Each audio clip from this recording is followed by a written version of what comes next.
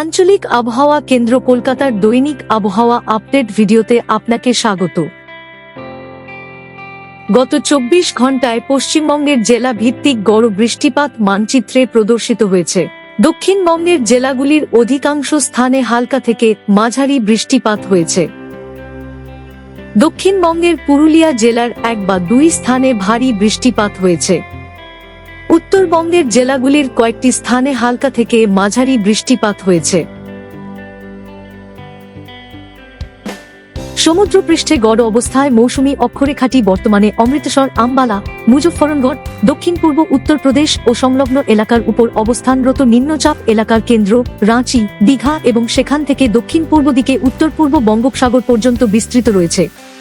দক্ষিণ বাংলাদেশ ও সংলগ্ন গাঙ্গেয় পশ্চিমবঙ্গের উপর অবস্থানরত ঊর্ধ্ব বায়ুর ঘূর্ণাবর্তটি বর্তমানে উত্তর পশ্চিম বঙ্গোপসাগর এবং সংলগ্ন পশ্চিমবঙ্গ উত্তর ওড়িশা উপকূলের উপর ৩.১ থেকে ৫.৮ কিলোমিটার উচ্চতার মধ্যে অবস্থান করছে এবং উচ্চতার সঙ্গে দক্ষিণ পশ্চিম দিকে হেলে রয়েছে।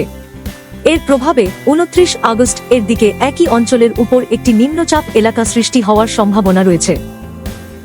আগামী ৭ দিনের আবহাওয়ার পূর্বাভাস মানচিত্রে প্রদর্শিত হল।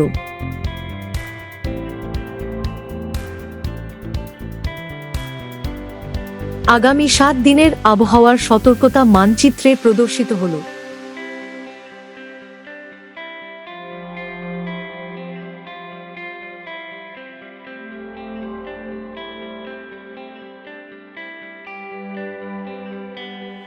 বজ্রবিদ্যুৎ সহ ঝড়, বজ্রপাত বা ভারী বৃষ্টিপাতের সময় নিরাপদ স্থানে আশ্রয় নিন। গাছ বা বিদ্যুতের খুঁটির নিচে আশ্রয় নেওয়া এড়িয়ে চলুন।